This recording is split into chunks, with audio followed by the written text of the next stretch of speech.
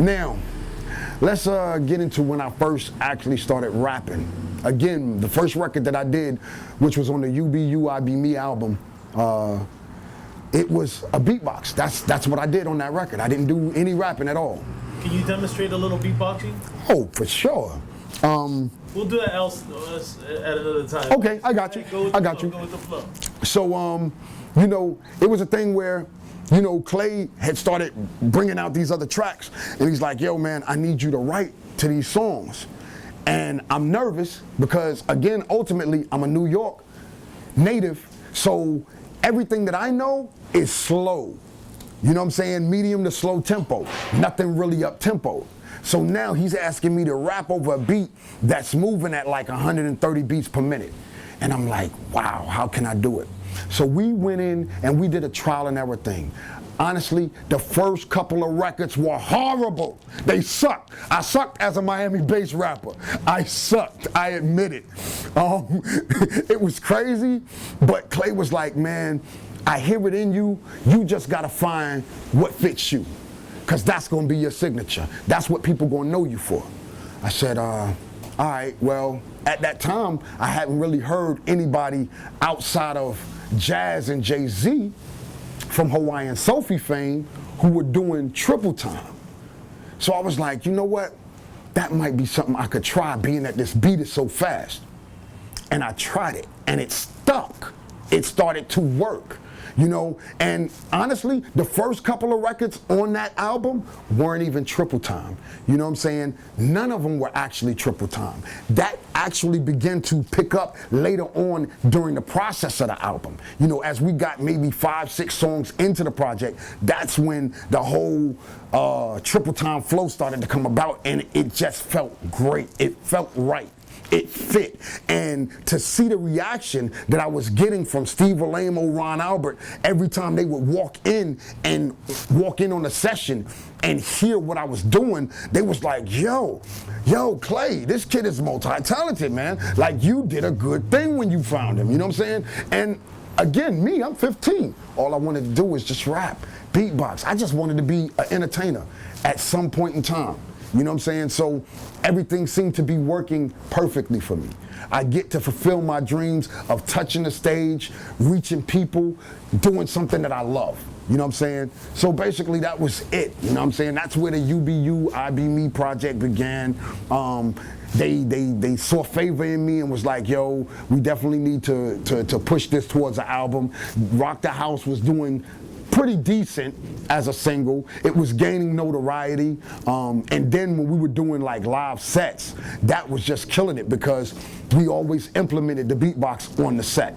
Clay made that like a trademark of our set. Like, we can't do a show without you beatboxing, bro. That has to go down every show, from whether it was Splash Jam, whether it was Arabian Nights Festival, Cali Ocho, you know, whatever the event was. You know, when we would do the Power 96 jams, the 99, the WEDR jams, you know what I'm saying? Whatever it was, he made sure people heard me beatbox. And that's what people in Miami began to know me for. They was like, yo, that dude is serious on that beatbox. I've never seen it, never heard it before, but that dude is a problem. You know what I mean? So we took it from there, man. It was a gradual progression. You know what I'm saying? That's the best way that I could put it. You know, me being coming up in the bass scene in Miami and being an ass man, I really love the song Shake Them Titties. How did that come about? Wow. Okay, Shake Them Titties. That record, that was a fun record. Did you have fun performing it? Did I? Let me tell y'all something, man. Performing Shake Them Titties on the road was amazing. Imagine a civic center or a stadium full of people, because during those times when you did concerts, they were packed to capacity, and you had your whites, your blacks, your Asians, your Latinos, everybody intermingled. So it was always a packed show. Man, I remember doing Shake Them Titties in Savannah, Georgia, at the Savannah Civic Center. And 13 women came on stage and took off their tops when they took off their shirts, all the women that were on somebody's shoulder started taking off their shirts, throwing their shirts. So we like, yo, shake them titties, and they just going crazy. We having a ball with it. And of course, the sample, the tenor of the track, the vibe of the track, the drive of it, man, it just excited people and it kind of put them in a frenzy. So when they listened to the lyrics and we was talking about the itty bitty titties to the big titties, man, they loved it. They loved it, and I loved them for it. Thank you, all the fans. I appreciate all the titties I saw. How did the record come about, though? Man, the way the record came about, we were actually at a party. Me and Clay had been running around, went to this one party, and Clay was like, yo, man, you see the titties on that chick over there? And I'm like, damn, yeah, them shits is kind of big, bruh. He like, man, just look around the room. So I'm looking, and as I'm looking, we're looking at the girls dancing, but all we seeing is titty shaking everywhere. And he like, man, yo, I'm telling you, you might think it sounds stupid, but I promise you, this record could be big for us. I'm like, what record? He like, man, shake them titties. I'm like, man, you sound crazy, bruh. You done lost your damn mind, Clay. That record's not gonna work, man. He was like, bruh, I'm telling you, if Boot the Booty could work, I know Shake Them Titties could work. I said, fuck it, man, let's go for it. We go in the studio. He did that track. I remember the night before he did the track at his crib. He let me hear it. He took that loop and he just finessed it. He just let the loop ride. And he just put his Clay D flair, his Clay D signature on top of it. Man, I put it like this. When we completed that record, I had never in my life saw Steve, Ron, and Howard so happy. Those dudes lost their minds literally. Like they're running through the studio like kids. Like, yo, did you hear the record they just cut?